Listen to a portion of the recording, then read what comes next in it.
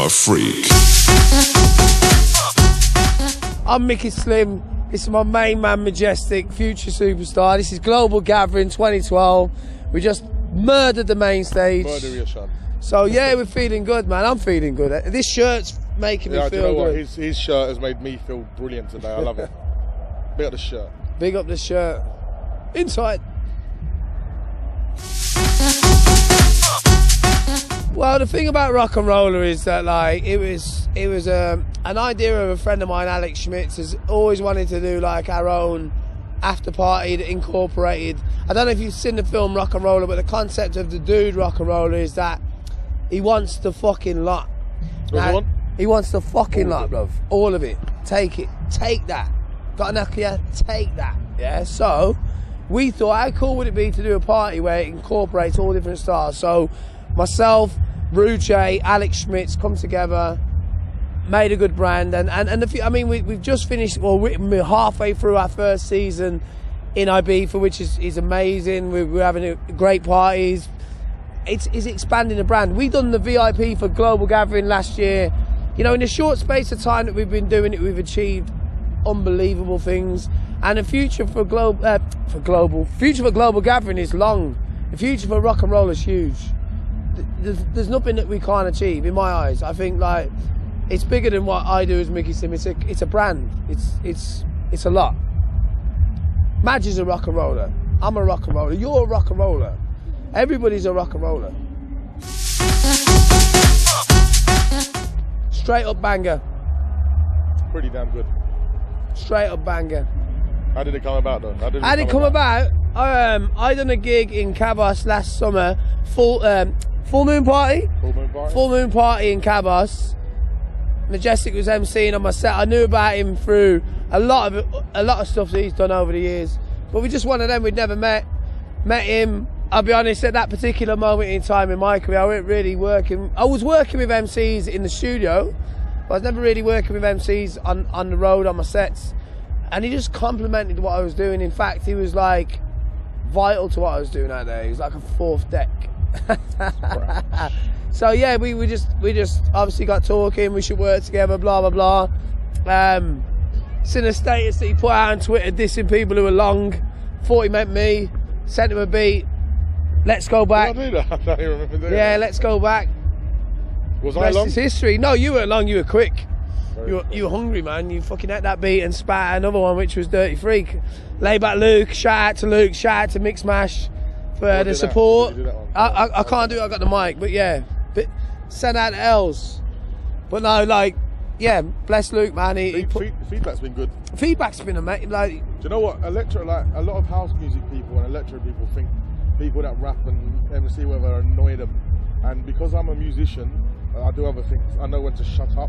Because MCing over music. There's a skill. There's a difference. It can be very bad. Say the Gary's. Do you know what everyone's saying? I didn't think I'd like it, but I really like it. No, a lot of people have said to me that they think it overrides. I mean, the original has got a lot of support from. I'm not going to name drop who's been playing it. No, I'm not really going to name drop. But the point is, it got the right support from the right heads. But with the vocal version, there's a lot of people that are feeling it elevated to a different level. If I'm honest, I see it as a radio record. But we all know that in this world, you can't guarantee anything that's going to get radio play. So fingers crossed, people get it. If they don't, the people get it. We get it. It's another one for the catalogue. It's another one for the catalogue, and it's minor. Shout out to Skrillex over there. You can see Skrillex. Roughneck bass right next to me. So yeah, Freak's a lot. Dirty Freak is Behemoth. You know that? Behemoth, I like it. Behemoth. That's the new one. At that time in my life, at the time when you're talking about that, I was made resident for God's Kitchen. I was resident for a few really cool places, like the Mix Club in Paris. And then I got my Judgment Sundays residency that was amazing. I'm still with Judgment Sunday 6 years in, 7th Global Gathering. I'm a very lucky dude, man. You know, like, what can I say? Global has been amazing for me. I've done some of the globals around the world. Poland, Ukraine, Belarus, the list goes on. I'm not here to big myself up, but as a brand, as I can say, I used to go to God's Kitchen as a raver, so to be able to relate to the crowd and and put across what I'm about. I'm not a trance DJ. God's Kitchen was a major trance brand. Global Gathering is not one thing. Global Gathering is not house, it's not trance. It's everything. It's global, it's whatever's hot, you know, it's not. And the whole scene isn't about what's hot now, but I've been happy enough to be able to be me, doing what I do on a global scale. Big up God's Kitchen, big up Global Gathering, shout out to James Allgate, Damien Eston, who have everybody at God's, in fact. I'm not just going to shout out 2 people, everybody involved with God's, because there's a lot of people behind the scenes that don't get a shout out, and it'd take me forever to shout you all out, but I love you all equally, because you've been instrumental in putting me as a worldwide artist, and I respect that and I love that, and I'm God's Kitchen till I die. Right, you know what? If I had to pick a highlight about Global Gathering, as much as this set that we've just done now was a lot, because it's the first time we've done a seriously major festival together, so it's a lot for me. I love it, but I have to say that the very first Global that I ever done, just because it was new and because I managed to, because of the bad traffic, James Abili missed his set and I played on Radio 1 and it opened a lot of doors for me. That is always going to have a special place in my heart. But you can download that set. You can download that set on my SoundCloud. It's out of action at the minute because I haven't paid the subscription. Shout out to me being slack. Yeah. But no, like, that's the best one, the first one. It's like anything, isn't it? You know, the first time you jump out of a plane, it's got to be amazing. Second time might not be as good. But like, yeah, this was special, but that will always be number 1. Musical idol, Jesus, Prince. Because that guy don't mess around. If it was always about who's better, Michael Jackson, Prince, well, the battle's won. Prince is a bad man. But in regards to DJs, I never really had an idol, you know what I mean? Like, my musical styles growing up, I was into bashment, ragga music, like, so Budger Banton might be my idol, you know, Capleton, Sizzler, yeah, you know what I mean, them kind of people. But then I got into garage, then I got into drum and bass, then I started going like UK Midlands, Renaissance, then Sunday Central. My musical tastes have been eclectic, trance, you know, God's Kitchen have been like, you know, I can't even say which particular genre took me to where I'm at now. I like all music. Anyone that says they don't like a style just hasn't heard the right track. Yeah. You know what I mean? So, but in regards to like idols, no, like this.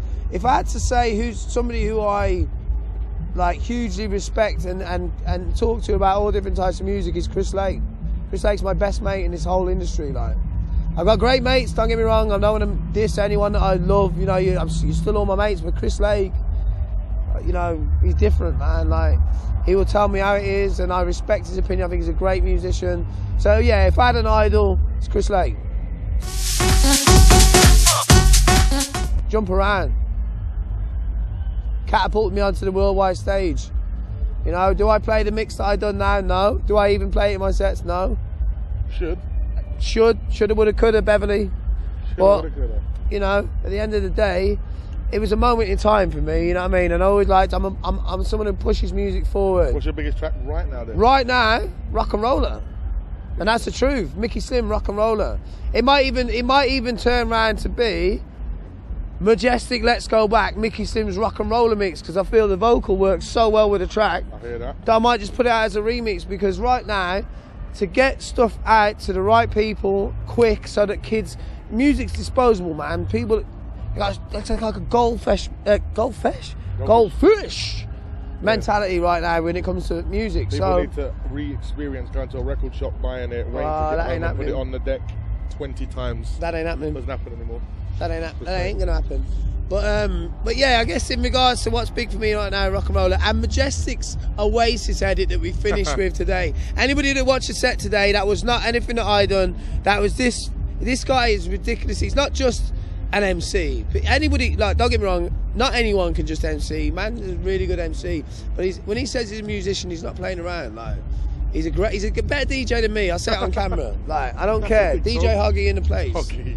Now, honestly, Madge is a like all-rounder. If you like to if it was a computer game and you had stats, you'd pick Madge, because he can sing, he can play the guitar, he can DJ, he can produce.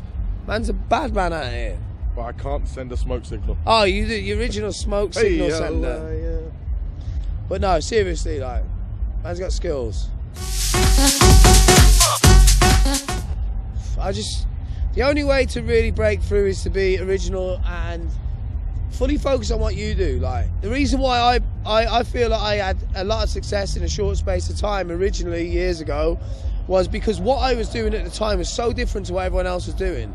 But I fully believed that what I was doing was the future, do you know what I mean? And like, you know, I lost my way a little bit at certain points in my career, but I feel like I'm back with a bang now. But like, I guess the best advice to give to anyone who wants to break through is don't go, I want to be like him and I want to be like him. Be like you, be who you are, believe in what you know. No, the thing is, you can give me and him the same 10 tracks. We ain't going to play them the same.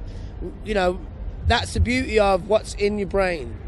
You can't, Ableton can't sort that. You can't beat match your brain. You can't, you know, anthem your brain. You've got to do what's right for you, and we all hear things differently.